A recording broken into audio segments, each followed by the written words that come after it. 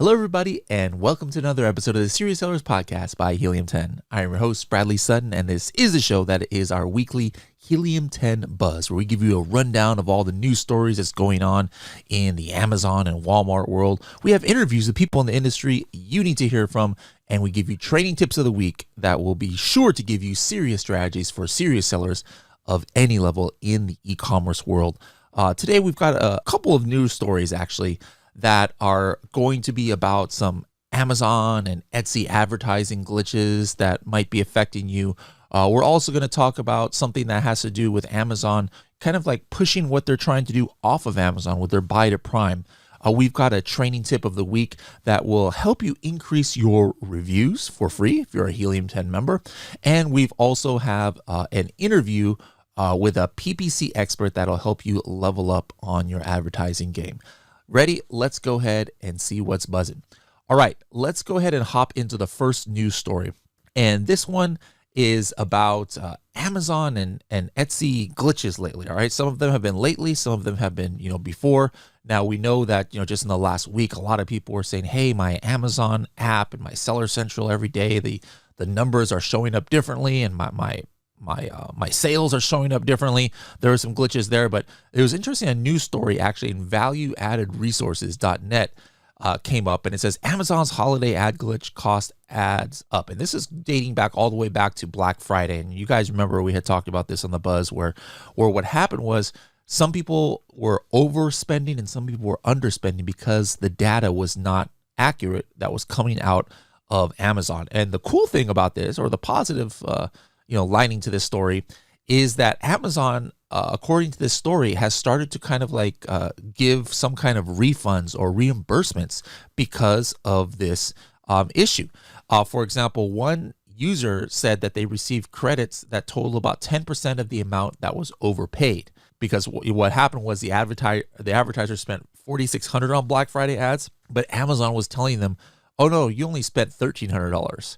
So like it made them like kind of go crazy with their budgets and spend because, of the inaccurate data. So, this is kind of a good thing, because it's like, hey, if Amazon makes something, an issue that really, really affects you, like it's not going to, refund you because it's showing the wrong, the wrong sales data or something. That really doesn't affect you. But, like there have been really big glitches with Amazon advertising in the past where it'll go way over budget. Did that ever happen to you? You had like $100 budget, and then one day you see that you spent $1,000 on your PPC. Well, don't think that Amazon's just going to run away with your money. They kind of make things right. So I'm just curious, if you were one of those sellers affected by this way back in Black Friday, have you asked Amazon for a reimbursement, or have they given you a reimbursement? Let's go to the same story, a similar story on Etsy though.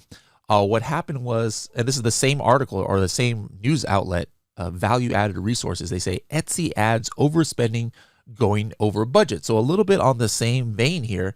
There was one seller who said, hey, I had something for $2.50 and the clicks were going over $6. Some other person said, hey, I have my, it's low budgets here we're talking about. I have my budget set at $5 a day. And it spent $5 this morning. It spent another $5 in the afternoon. So a lot of people are reporting this about Etsy. Now, the thing is that when you're doing Etsy advertising, it's not as robust at all, compared to Amazon. You just kind of like set it and forget it and just say, oh yeah, this is my budget. Go do your thing. Like you don't really have negative targeting and things like that. And so the tendency could be, if you're an Etsy seller like I am, and I haven't looked at this, is you just like turn it on and just like trust Etsy that everything's good. But, this article is saying, hey, you might want to go check to make sure that Etsy is actually not going over your budgets as what you had set. Now, this is not, some doom and gloom. I'm sure that Etsy will probably fix that. Amazon always fixes it. But it's just to understand that, these are, billion, trillion dollar companies, and software, their software systems are not perfect. And Helium 10 doesn't connect to Etsy, at this point, but, sometimes people note that there are issues, when Amazon advertising information coming into Helium 10, but always Amazon fixes it. Amazon fixes things if it's their mistake, when it's Amazon's advertising problem. If Amazon is not delivering the data correctly to Helium 10 for one of you customers who are, using one of our tools, Amazon never just says, oh, forget it, I'm not going to worry about it. Amazon always makes things right. So these systems are not perfect, but just, it's kind of, strengthening to know that, hey, Amazon just doesn't sweep it under the rug. They try and take care of everything.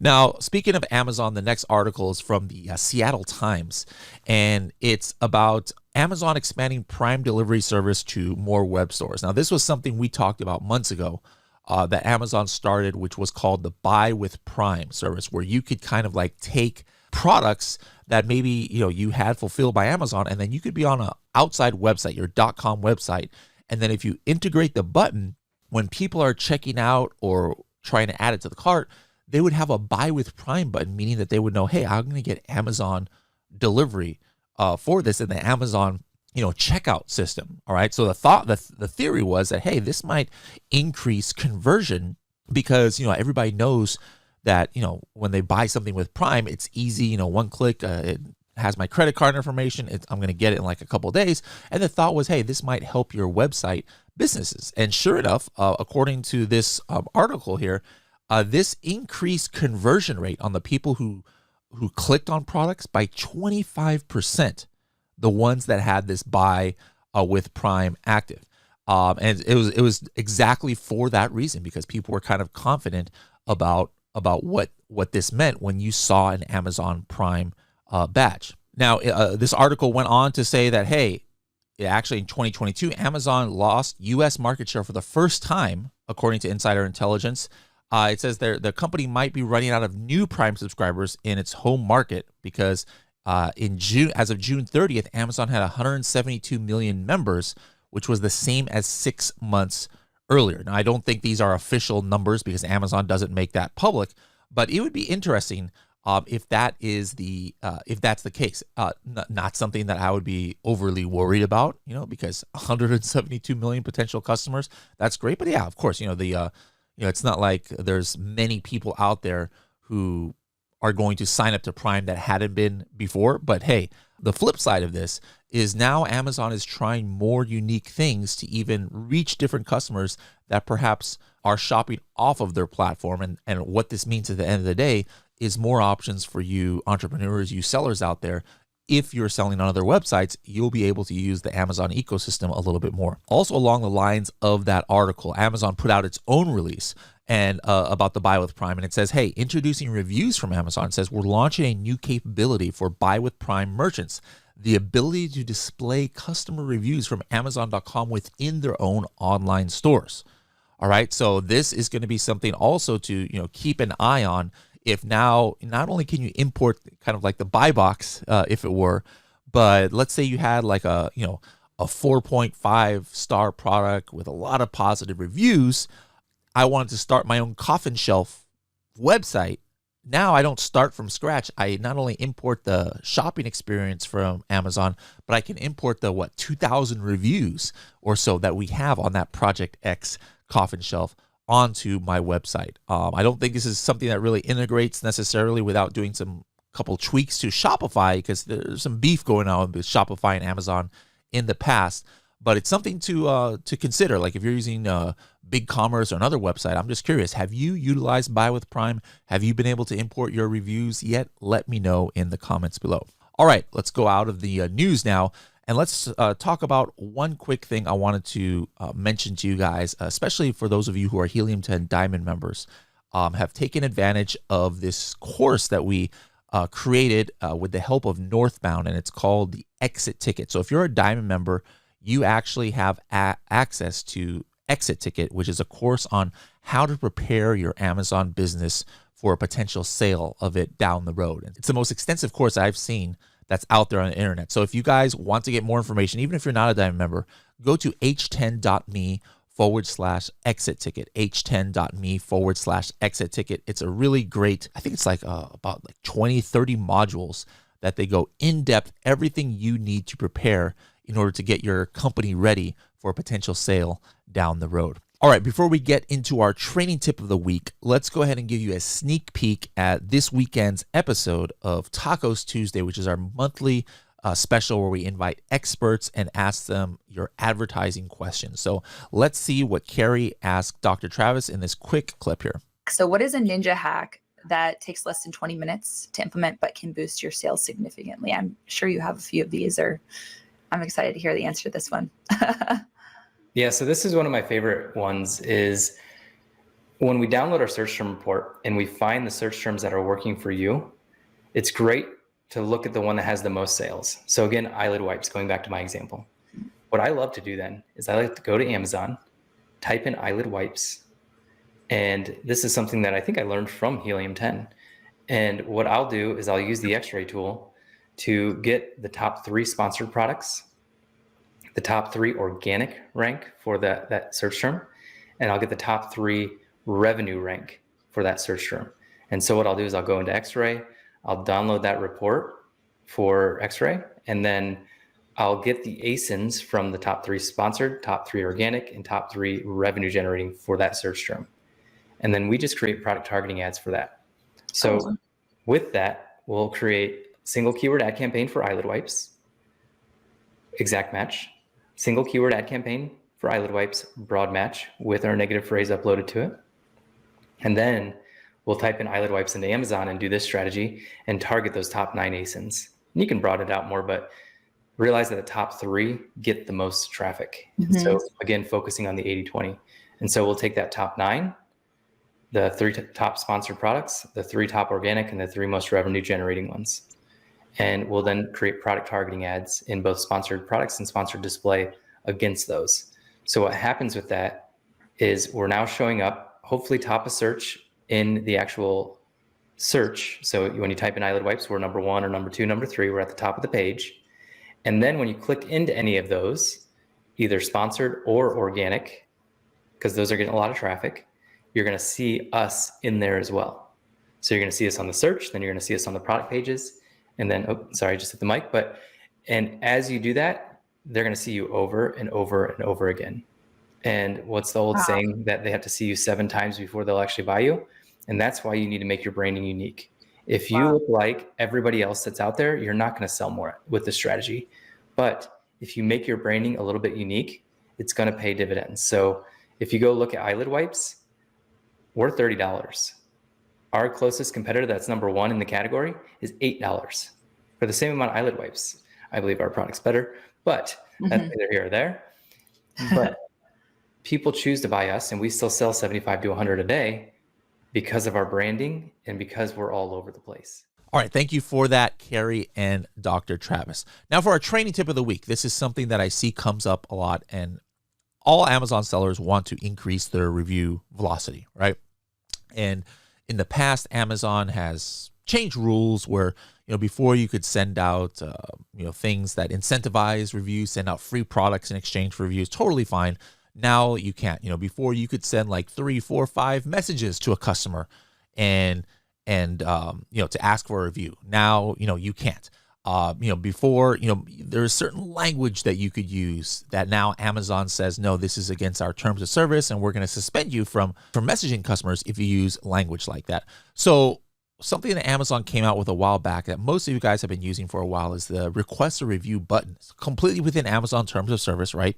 Where each order, you can just go there, you click a button, and then Amazon will send a review request that is automated. It's not something you can customize. And then, people were using that. People started using Chrome extensions. Even Helium 10 at one point had a Chrome extension where called the Seller Assistant, where you can just go ahead and select everything on your orders page, right? But a lot of people do not realize, and a lot of you Helium 10 members, and this goes for every single level of Helium 10, whether you're Platinum, Diamond, Elite, whatever, you all have free access to this, is being able to create an automation within follow-up that triggers that request review button. You don't need to use a Chrome extension. You don't need to hire somebody to click that button. Within follow-up, you can actually do that. Let me just quickly show you how so that you know. All right, once you go into follow-up, all you have to do, you click on New Automation, right? And then the one that you want to select is the Send a Message to Request a Review. This is not a Helium 10 template, or this is not some kind of custom email. This is actually the Amazon request a review that it is triggering. Now, why would you want to use this instead of just a Chrome extension that clicks the button or something else? Well, it's important for the timing. All right. So by using follow-up, to trigger this button. Now you can say, hey, after the order is delivered, I want to wait 7 days. I want to wait 15 days. Now, the reason why you would want to, do timing at different times is depending on the product you have. If you have a supplement that helps with your skin or something like that, or a cream or something, you don't want somebody getting a review request like 3 days or 1 day after they got the product. They haven't had enough time to use it. That might give you probably a bad review, because they'll say, oh yeah, this doesn't work at all because it's been only a couple days. So for like that kind of product, you would want to say, hey, I want to wait like 20, 25 days after they get the delivery of this to get that review request. Conversely, let's say you've got like some party supplies, right? And somebody gets the product, and probably, like let's say it's banners or plastic cups or whatever it is that you definitely have a party niche. Well, you don't want to wait 30 days to send that person a review, because probably they probably forgot all about how good or bad your product was 30 days ago, because their party was like 3 weeks ago. You might want to have that review request go a little bit sooner. So with Helium 10 follow-up, you can adjust the timing of when they get that email. All right. The other thing that you can customize with it is who gets the email, and that's important. All right. So like, for example, you could say, hey, I don't want somebody who got a discount or used my coupon, like a special coupon, to get this review request, because I don't want Amazon thinking that I'm incentivizing this review. So you could say, hey, don't send this review request to any orders that had a discount, for example, more than 30%. You could add other filters where it's per product. Like, I only want ones who had this SKU. Or I don't want anybody with a fulfilled by merchant who bought my fulfilled by merchant listing to get this review request. I only want it to be people who are doing FBA. Or I don't want somebody to get this review request if like somebody was in Mexico and bought my US inventory. You can have that level of automation. You could say, I only want this review request to go if this person is a repeat buyer, right? There's just so much automation that you can do that is important. And of course, you might not be able, if you're just clicking that button, you might not know if somebody has requested a refund or something like that. But on this, you can actually, kind of discount or filter out those people. So guys, if you are a Helium 10 member, you have got to be using this. And if you're not a Helium 10 member, it's just another one of the many reasons about why you should start and get service with us, because to automate this is very powerful, and this is just a small part of our 40 plus tools that we offer. All right, guys, hope you found this episode enjoyable and worthwhile. Every week we do this on Wednesday, so make sure to come back next week to see what's buzzing.